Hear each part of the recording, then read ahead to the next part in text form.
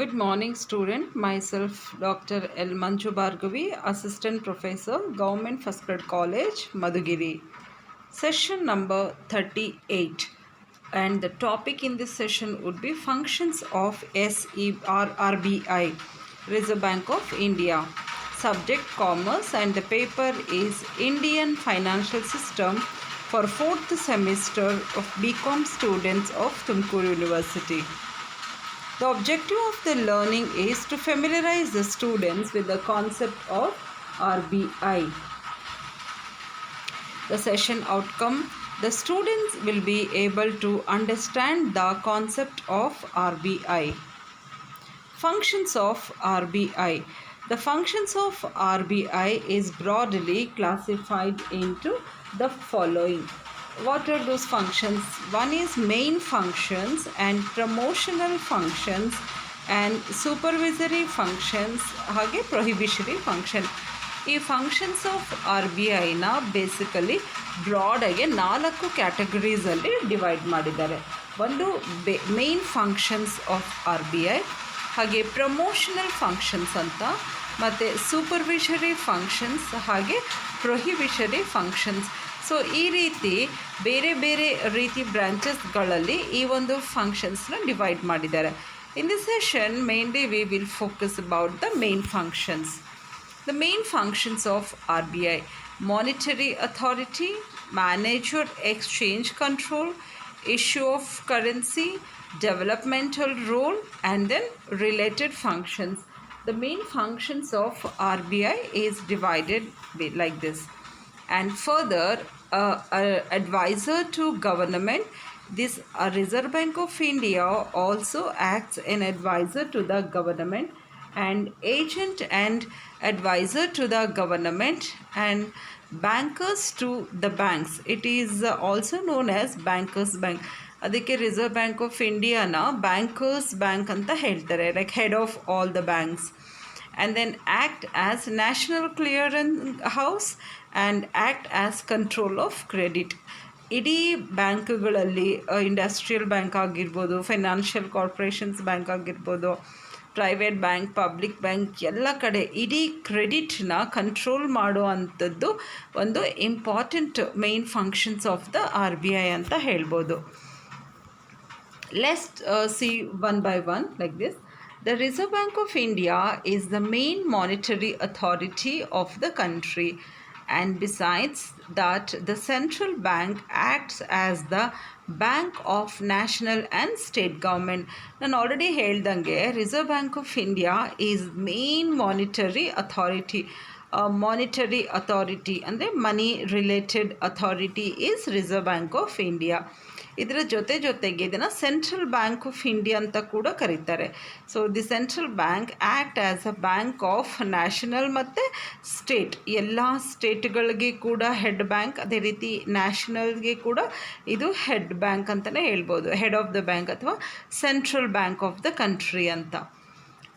So monetary ಅಥಾರಿಟಿಗೆ ಬಂದಾಗ ಇನ್ನೊಂದು ಪಾಯಿಂಟ್, ಇಟ್ ಫಾರ್ಮುಲೇಟ್ಸ್ ಅಥವಾ implements and monitors the monetary policy as well as it has to ensure an adequate flow of credit to productive sectors. ಮೇಯ್ನಾಗಿ ಸಾಲ ಬೇಕಾಗಿರುವಂಥ ಸೆಕ್ಟರ್ಗಳಿಗೆ amount rotation ಅಂದರೆ flow of cash generate ಮಾಡೋ ಅಂಥದ್ದು ಕೂಡ ಇದರ ಮೇನ್ ಫಂಕ್ಷನ್ ಆಗಿರುತ್ತೆ.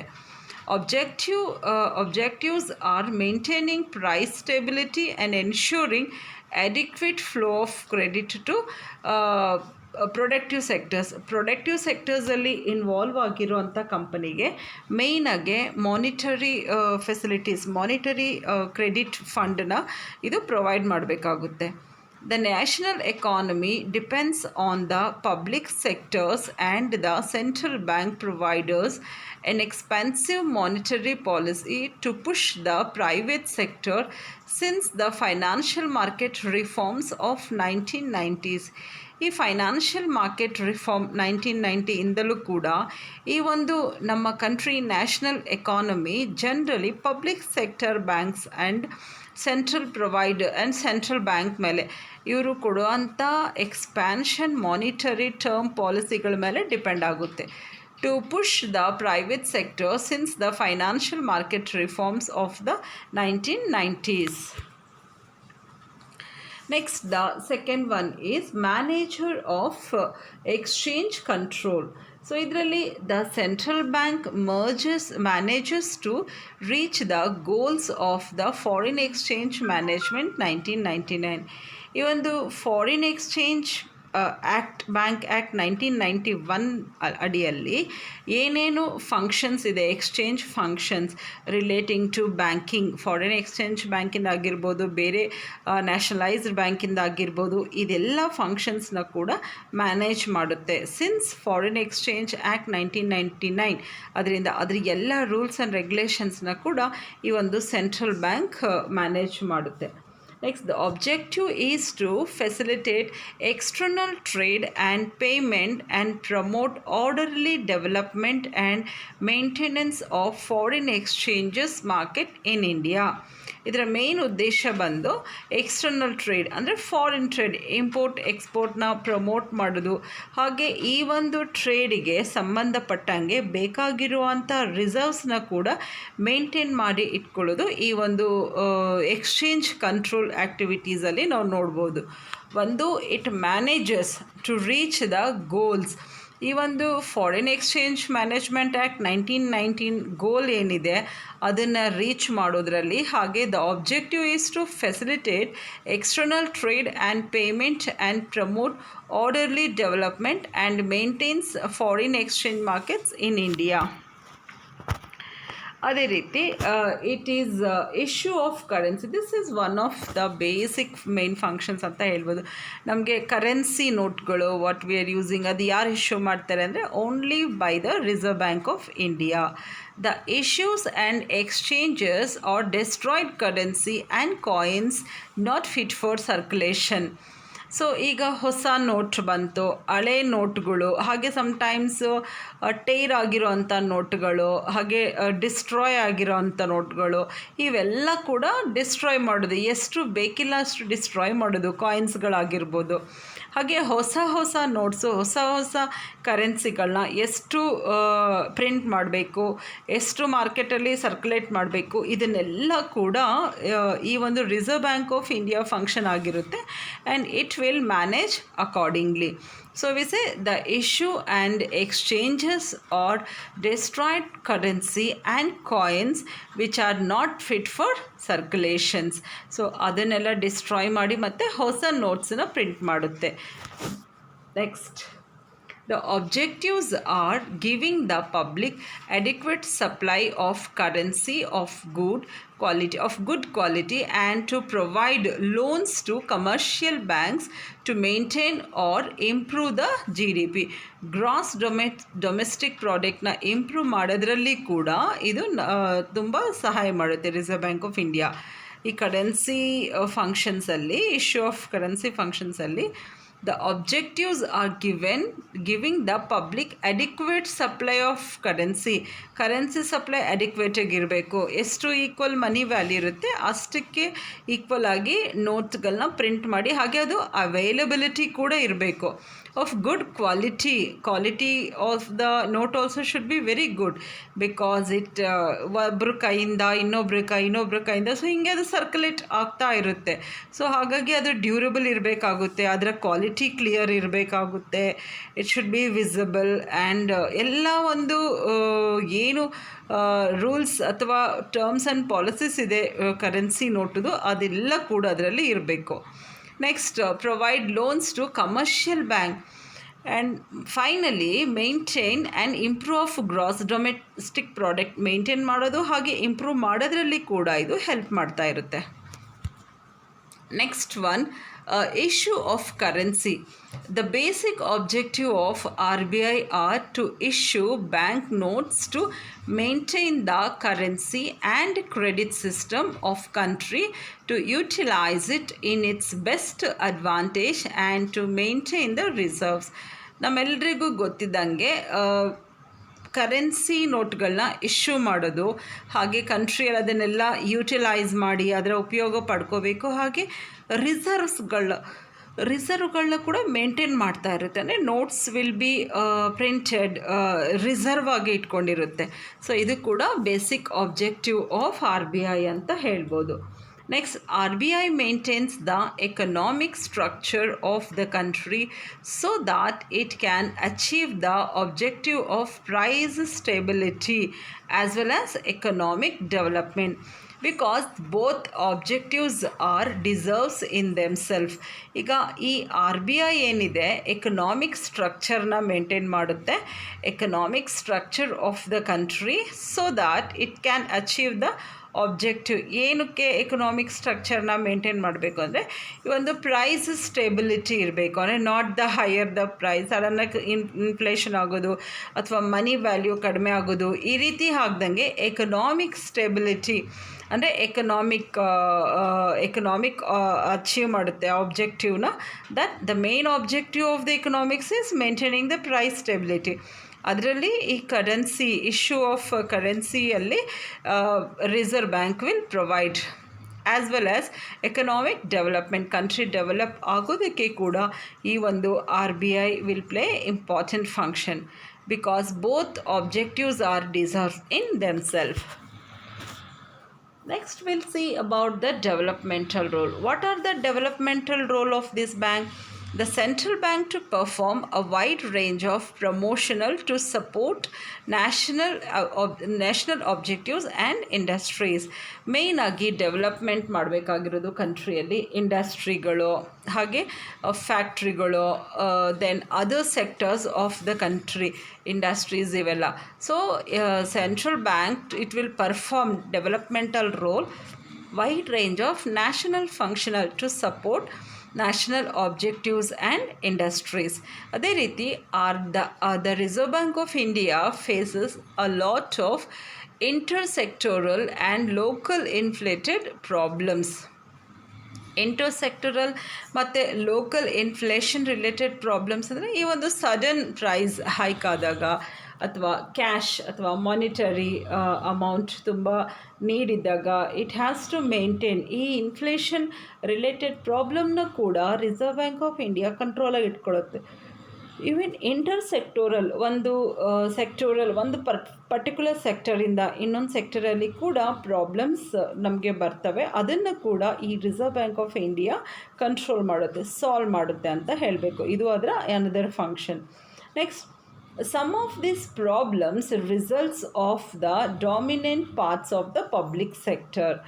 ಈ ಕೆಲವು ಪ್ರಾಬ್ಲಮ್ಸ್ ಎಲ್ಲ ಕೂಡ ಮೇಜರ್ಲಿ ಪಬ್ಲಿಕ್ ಸೆಕ್ಟರ್ ಬ್ಯಾಂಕಿಂಗಿಂದ, ಬಿಕಾಸ್ ಪಬ್ಲಿಕ್ ಸೆಕ್ಟರ್ ಬ್ಯಾಂಕಲ್ಲಿ majority of the customers will have account and major transactions, ತುಂಬ ಜಾಸ್ತಿ ಟ್ರಾನ್ಸಾಕ್ಷನ್ಸ್ ಟೇಕ್ಸ್ ಪ್ಲೇಸ್ ಆಗೋದು ಕೂಡ ಈ ಒಂದು ಪಬ್ಲಿಕ್ ಸೆಕ್ಟರ್ ಬ್ಯಾಂಕಲ್ಲಿ. ಸೊ ಇಲ್ಲಿ ಕ್ರೆಡಿಟ್ ಮೇಂಟೈನ್ ಮಾಡೋದಾಗಲಿ, ಫಂಡ್ ರಿಸರ್ವ್ ಆಗಿ ಇಡೋದಾಗಲಿ, ಅದೆಲ್ಲ ಕೂಡ it has to maintain in this developmental roll.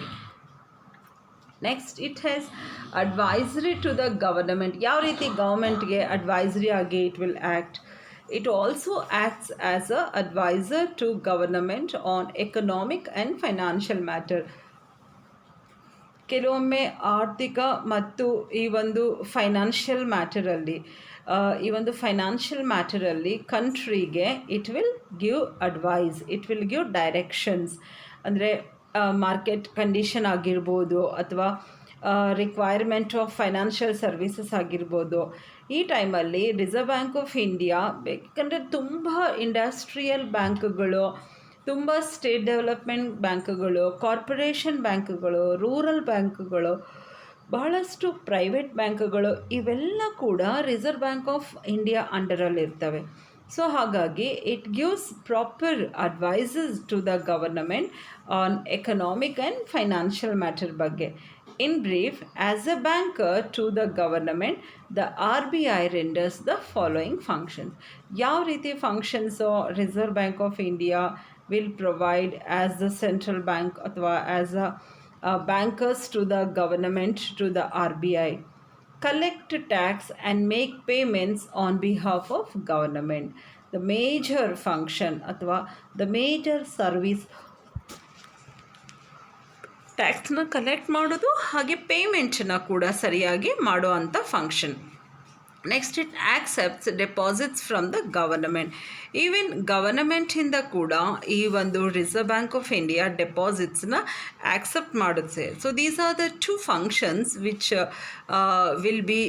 Which will help ಅಥವಾ ಅಡ್ವೈಸರಿ ಫಂಕ್ಷನ್ಸಲ್ಲಿ ಗವರ್ನಮೆಂಟ್ಗೆ ನೀಡುವಂಥ ಸೇವೆಗಳಂತ ಹೇಳ್ಬೋದು. It acts as a adviser to the government on economic and financial matter. ಮತ್ತು ಇನ್ ಬ್ರೀಫಾಗಿ ಅಂದರೆ as a banker to the government the reserve bank of India renders the following. ಹೇಳ್ದಂಗೆ ಒಂದು ಕಲೆಕ್ಟಿಂಗ್ ದ ಟ್ಯಾಕ್ಸ್ ಆಗಿರ್ಬೋದು, ಹಾಗೆ making the payments, government ಪರವಾಗಿ ಪೇಮೆಂಟ್ಗಳನ್ನ ಕೂಡ ಮಾಡ್ತಾ ಇರುತ್ತೆ reserve bank of India. Because it is only the government bank, it is the head of the bank ಅಥವಾ central bank of the country ಅಂತ ಹೇಳ್ತೀವಿ. ಆಮೇಲೆ ಇದು ಗವರ್ಮೆಂಟಿಂದ ಡೆಪಾಸಿಟ್ಸ್ನ ಕೂಡ ಆಕ್ಸೆಪ್ಟ್ ಮಾಡುತ್ತೆ. It accepts deposits from the government. Next, sometimes it will act as advisor to government also. ಗವರ್ಮೆಂಟ್ಗೆ ಕೂಡ ಅಡ್ವೈಸರ್ಸ್ ಆಗಿ it provides short term loans to government. ನಾವು already financial institutions first second ಚಾಪ್ಟ್ರಲ್ಲಿ short term ಲೋನ್ಗಳು, long term ಲೋನ್ಗಳ ಬಗ್ಗೆ discuss ಮಾಡಿದ್ದೀವಿ. Depending upon the period variation, just within 1 year or equal to 365 days ಅಥವಾ per month ಅಥವಾ month, ಈ ರೀತಿ ಕಡಿಮೆ ಟೈಮ್ಗೆ ಅಂದರೆ ಶಾರ್ಟ್ ಪೀರಿಯಡ್ಗೆ ತೊಗೊಳ್ಳೋಂಥ ಲೋನ್ನ we call it a short term loan to the government. ಹಾಗೆ it provides foreign exchange resources to the government. ಇನ್ನೂ ಇಂಪಾರ್ಟೆಂಟಾಗಿ ಗವರ್ನಮೆಂಟಿಗೆ ಫಾರಿನ್ ಎಕ್ಸ್ಚೇಂಜ್ ರಿಸರ್ವ್ನ ಕೂಡ ಪ್ರೊವೈಡ್ ಮಾಡ್ತಾ ಇರುತ್ತೆ.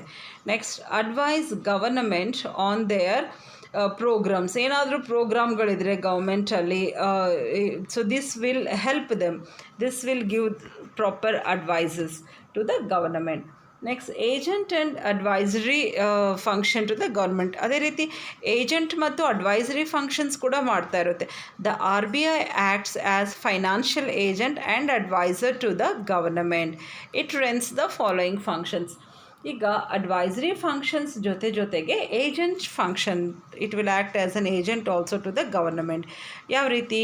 As an agent the government it accepts loan and manage public debts on behalf of government. ಒಂದು ಲೋನ್ಗಳನ್ನ accept ಮಾಡೋದು, ಹಾಗೆ ಪಬ್ಲಿಕ್ ಡೆಟ್ಸ್ನ ಕೂಡ ಮ್ಯಾನೇಜ್ ಮಾಡ್ತಾ ಇರುತ್ತೆ ಗವರ್ನಮೆಂಟ್ ಪರವಾಗಿ. It issues government bonds and treasury bills etcetera. Even government ಬಾಂಡ್ಗಳು, ಟ್ರೆಷರಿ ಬಿಲ್ಸ್ನ ಕೂಡ ಇಶ್ಯೂ ಮಾಡುವಂಥ ಫಂಕ್ಷನ್ ಆಗಿರುತ್ತೆ.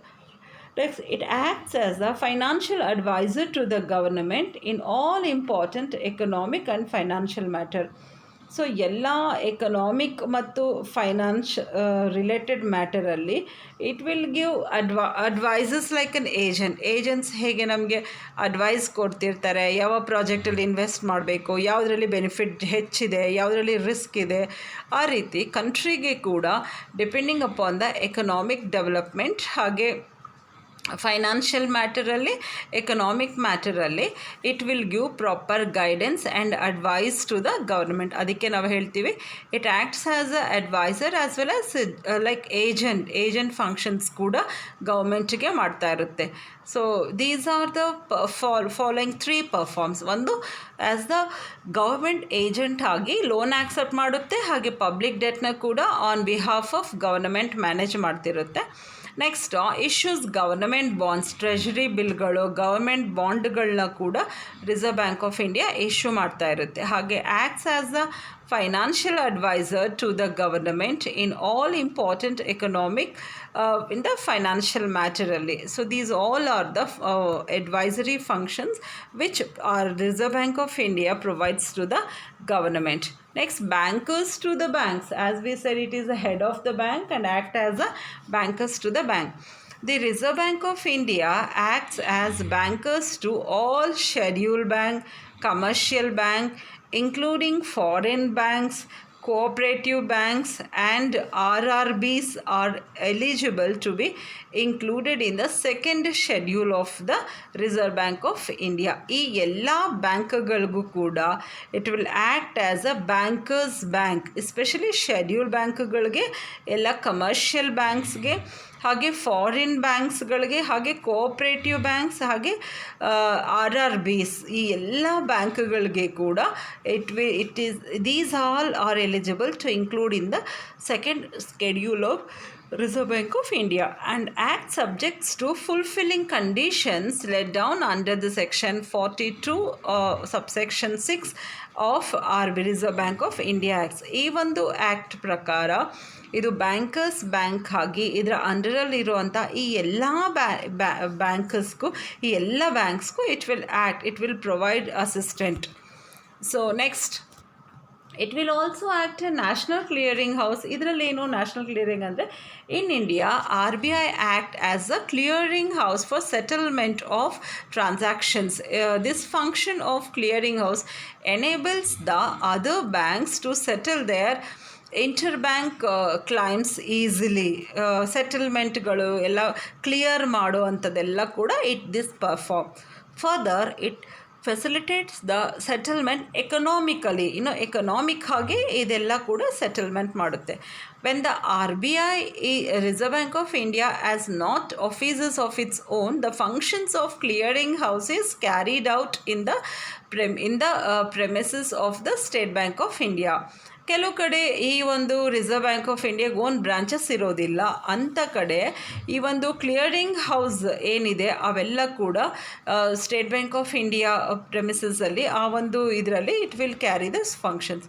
The entire clearing house operations carried by the Reserve Bank of India are computerized. The interbank check clearing settlement is done twice a day. So ಒಂದು ಬ್ಯಾಂಕಿಂದ ಇನ್ನೊಂದು ಬ್ಯಾಂಕಿಗೆ cheque ಕ್ಲಿಯರೆನ್ಸ್ಗಳಾಗಿರ್ಬೋದು, ಅದನ್ನೆಲ್ಲ ಕೂಡ ಕ್ಲಿಯರಿಂಗ್ ಹೌಸಲ್ಲಿ reserve bank of India will perform. Controller of credit, this is very important. So this is fixing margin. ಆಮೇಲೆ the RBI controls the credit creation by commercial banks under the reserve bank of India. Qualitative and quantitative ಮೆಥಡ್ಸಲ್ಲಿ ಒಂದು bank rate policy fix ಆಗಿರುತ್ತೆ. Rate of interest ಆಗಿರ್ಬೋದು, ಎಷ್ಟು ಕ್ರೆಡಿಟ್ನ generate ಮಾಡಬೇಕು, ಇದೆಲ್ಲ. ಹಾಗೆ ಓಪನ್ ಮಾರ್ಕೆಟ್ ಆಪ್ರೇಷನ್ಸ್ ಓಪನ್ ಮಾಡುತ್ತೆ. ಹಾಗೆ ವೇರಿಯೇಷನ್ ಆಫ್ ಕ್ಯಾಶ್ ಮತ್ತು ರಿಸರ್ವ್ ರೇಷಿಯೋಗಳನ್ನ ಓಪನ್ ಮಾಡ್ತಾ ಇರುತ್ತೆ. So these all are the basic functions of the reserve bank of India. Next, controller of ಕ್ರೆಡಿಟಲ್ಲಿ ಇನ್ನು ಕೆಲವು ರಿಕ್ವೈರ್ಮೆಂಟ್ಸ್ಗಳು, model solution and issue of derivatives ಮತ್ತು ಡೈರೆಕ್ಟ್ ಲೋನ್, ಇದನ್ನೆಲ್ಲ ಕೂಡ reserve bank of India carry forward ಮಾಡುತ್ತೆ, ಎಲ್ಲ functions. So thank you students for your patience. ಮತ್ತು ನೆಕ್ಸ್ಟ್ ಸೆಕ್ಷನ್ಸಲ್ಲಿ ಇನ್ನು remaining functions of reserve bank of ಇಂಡಿಯಾನ ತಿಳ್ಕೊಳ್ಳೋಣ. ಸೊ ಈ ಒಂದು ಮೇನ್ ಫಂಕ್ಷನ್ಸ್ ಅಥವಾ objectives of this reserve bank of India ಫಂಕ್ಷನ್ಸ್ನೆಲ್ಲ ಕೂಡ ನಾವು ಈ ಸೆಷನಲ್ಲಿ ನೋಡಿದ್ದೀವಿ. ಈ ಒಂದು ಸೆಷನ್ಗೆ ಸಂಬಂಧಪಟ್ಟ ಸ್ಟಡಿ ಮೆಟೀರಿಯಲ್ ಹಾಗೂ ಮಲ್ಟಿಪಲ್ ಚಾಯ್ಸ್ ಕ್ವಶನ್ಸ್ನೆಲ್ಲ ನೀವು ಫೋಕಸ್ ಮಾಡಿ ಇದರ ಉಪಯೋಗ ಪಡ್ಕೊಂಡು ನೀವು ಇದನ್ನು ಚೆನ್ನಾಗಿ ರೆಫರ್ ಮಾಡ್ಕೋಬೇಕು ಮತ್ತೊಮ್ಮೆ. Thank you for your cooperation. See you in the next session.